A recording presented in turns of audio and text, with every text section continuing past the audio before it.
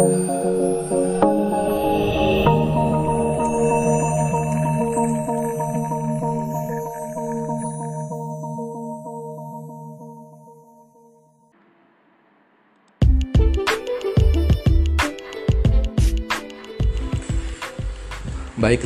para bakti lovers dimanapun Anda berada, kita lanjutkan bahasan kita.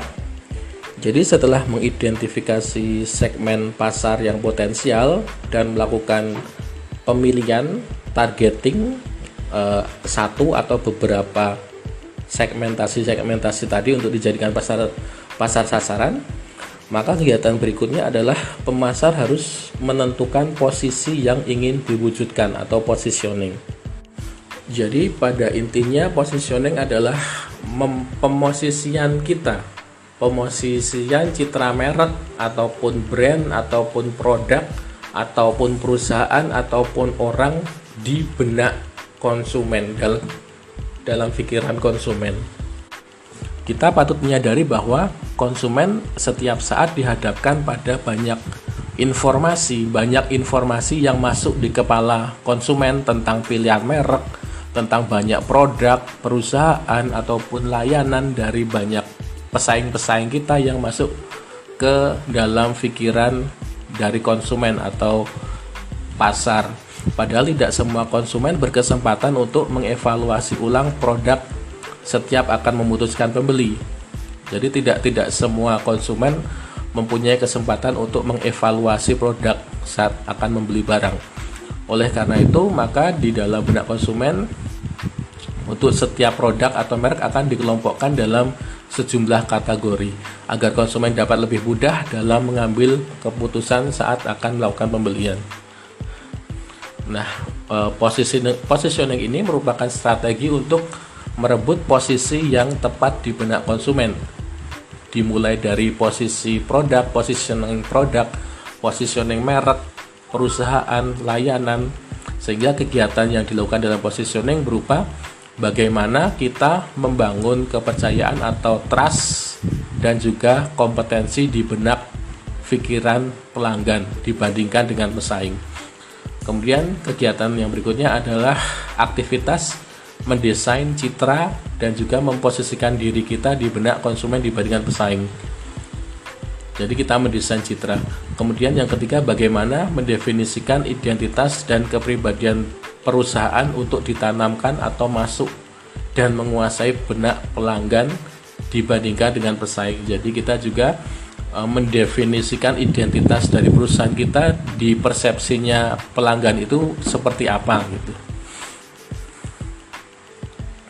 Kemudian yang keempat adalah kegiatan mempengaruhi pikiran calon pelanggan dari berbagai atribut agar calon pelanggan itu terkesan baik dari sisi merek, produk, perusahaan, orang dibandingkan pesaing. Jadi citra kita lebih bagus dibandingkan pesaing agar mereka terkesan, agar mereka berpersepsi, berperasaan dan berpikiran yang baik terhadap merek kita, terhadap produk kita, terhadap perusahaan kita.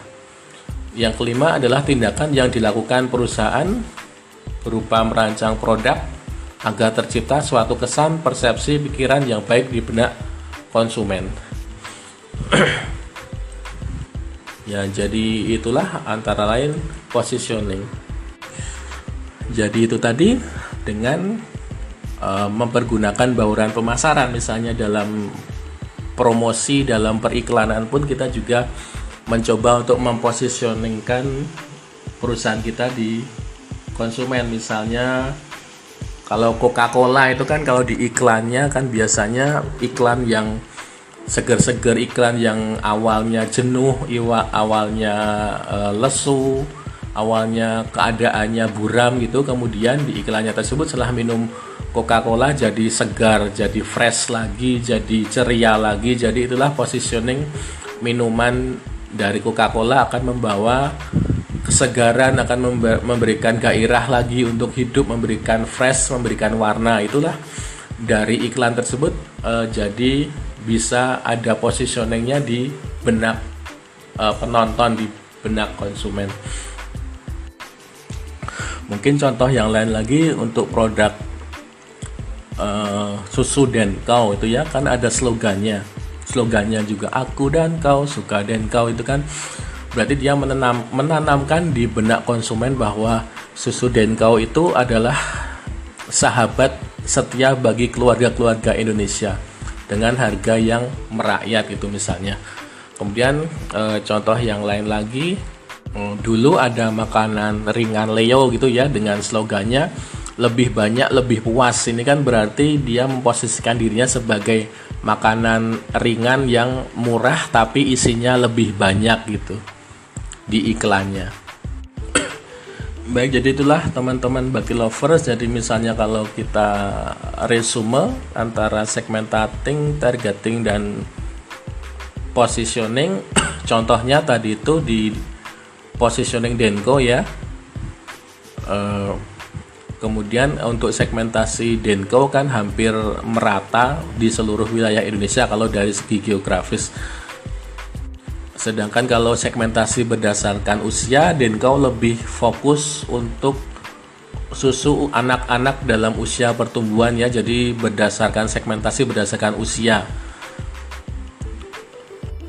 Sedangkan secara targeting yaitu mentarget anak-anak usia 1 sampai 3 tahun, kemudian 3 sampai 6 tahun dan susu 6 tahun ke atas.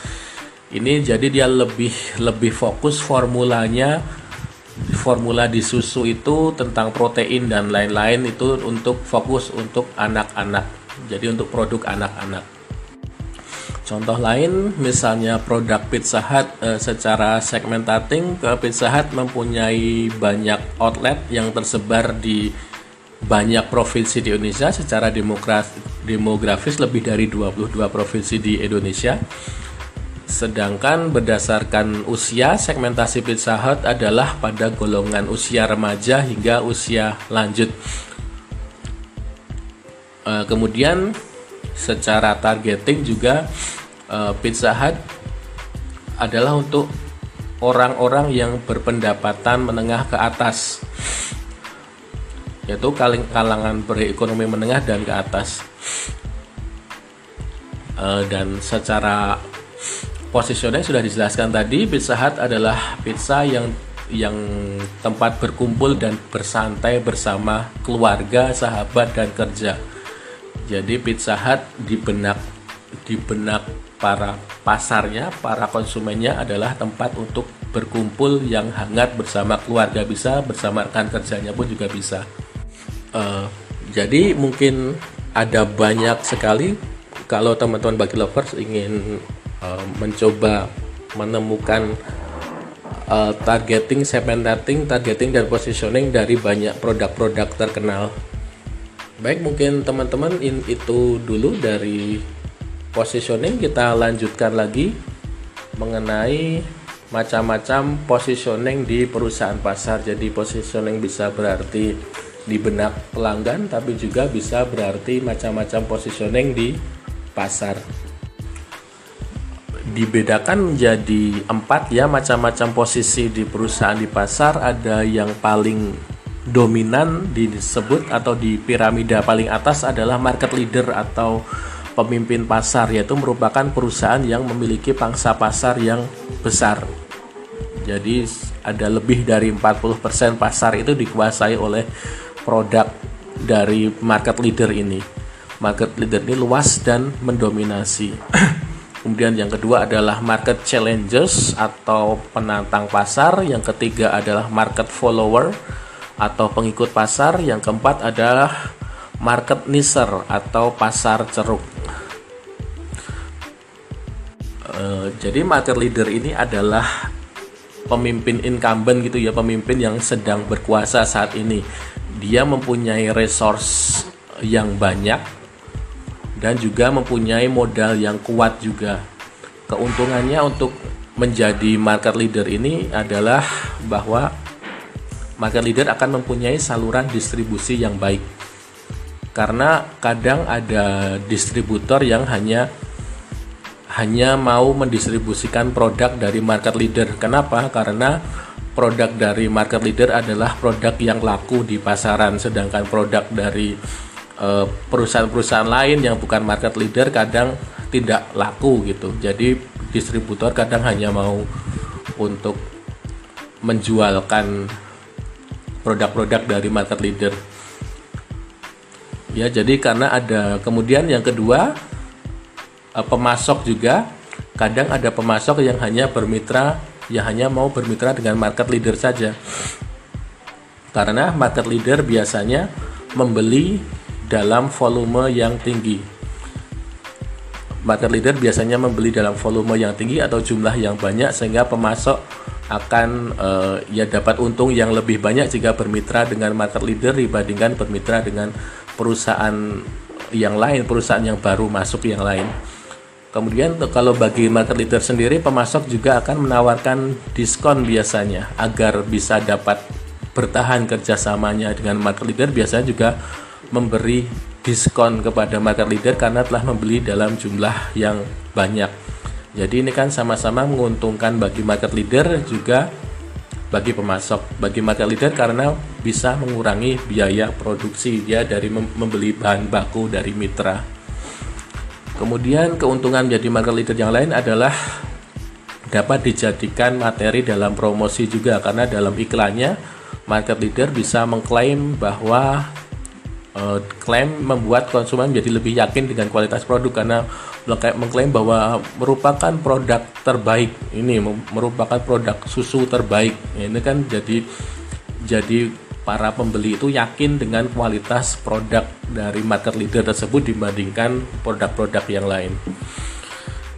Jadi kalau bisa contohkan mungkin kalau produk ya Aqua gitu ya, untuk minuman mineral ya, market leadernya kan masih Aqua. Kalau penantangnya kan ada banyak, ada Fizz, ada Bolesa. Bolesa kan baru kedaerahan saja. Tapi market leader untuk minuman mineral masih Aqua. Kemudian ada Indomie untuk mie. Kalau tentang marketplace masih yang market leadernya Shopee ya teman-teman ya. Itu yang masih terkenal kan, Shopee yang menjadi market leader. Kalau yang lain masih ada Bukalapak, ada Tokopedia, itu masih jadi market challengers. Kemudian ya, jadi menjadi market leader tetap harus membutuhkan strategi yang solid juga agar bisa menjadi market leader.